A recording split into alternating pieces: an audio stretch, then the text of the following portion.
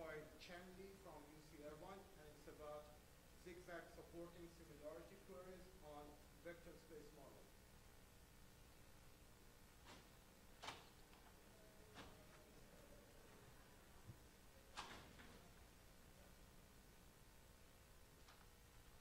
All right, I'm Chen from UC Irvine.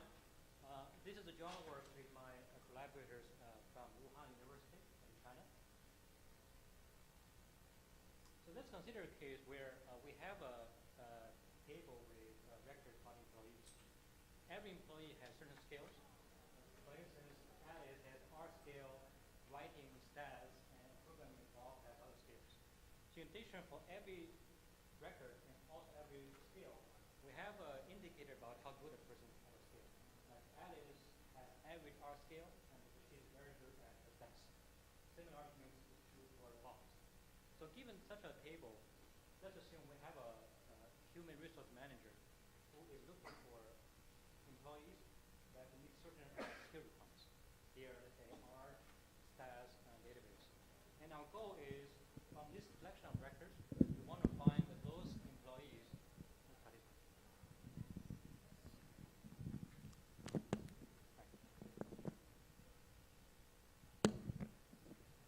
Right. So we want to, from this table of records, to find all those records that meet these conditions. So due to the nature of the problem, it is very reasonable to assume not every record meets all the conditions. In fact, since everybody has different kind of skills with different levels of efficiency, we want to find those records that match those conditions. So one natural question is the context is, in general, how do we quantify the similarity between two records? In our work, we consider a few factors in our similarity function. The first one is we assume every scale has a global weight. So here, like art has one scale weight of number 1, programming has a weight number 4. In addition, we also assume every scale and also every employee record, they have a very record-specific weight. Now, to be less confusing about these two notions of weights, we'll name the second one as a degree. Now, these ones is similar to the traditional setting in document search where we use TF-IDF.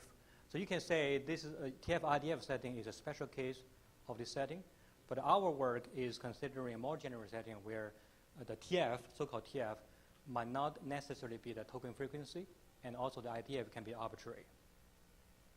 The question becomes, given these factors, how can we do the search very efficiently? So formally speaking, the problem we are looking at is we have large collection of records, and this is the ranking function.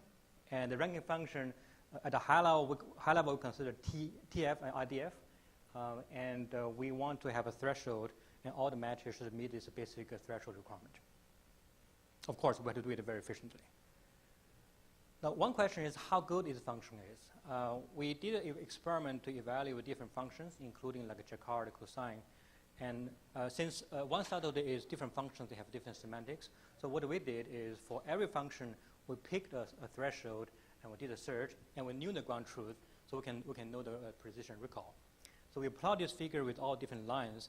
And the main idea is if we fix one particular recall, we look at the positions of different functions, and the one with the highest position, we assume that's a good one.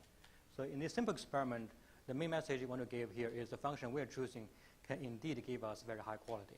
I want to make it clear, the focus of our work is not to propose this function. Instead, our focus is if the application requires this kind of functions, how can we do this kind of search very efficiently? So this is a high level of our contributions. And at a high level, we come up with some index structures by extending the classic inverted index, by doing some very clever organization. And we come up with a family of algorithms that can use this index structure very efficiently. Due to the time limit, I'm going to just give you an overview of one or two of the algorithms in the paper.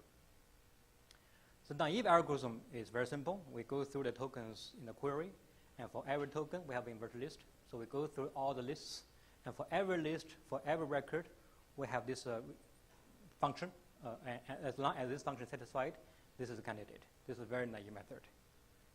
So what you could do is, as we go through the list one by one, I want to look at a particular list, even though at that moment for that record, we don't know the kind of some information about the remaining weights. We can still calculate the upper bound of those remaining values. We can use the upper bound of the remaining values to do some pruning. So if this guy does not satisfy this inequality, we can prune it. So we don't need to scan all the lists. So the next idea is even more clever, which is very specifically to our ranking function. We can show that for every list, we do not need to look at all the records. In fact, we can derive a range of all the possible lengths, and we can just order all the records within one list based on this length. And we only look at a subset of those records. We can do further pruning. What's even better is we can show as we go through the list one by one, as we collect more information about those records that have been pruned, have been deleted, we can further tighten the range bound as we go through list. In other words, as we go through, we see more lists, as we see more records, we can derive tighter bounds on all lists. So this tighter bound can even help us do more pruning. So other results are in the paper, like we have some other techniques to shrink the length of each record, and we can also use this idea to iteratively make the bound even tighter. So we did a whole bunch of experiments using 3 real data sets, and each data set has at least 30 million records. And we also consider different memory settings, like in-memory, on-disk, flash drive. So this is one of the figures to show the performance numbers of all the algorithms we have proposed. Right, so this is my time. So if you have any questions, please feel free to ask.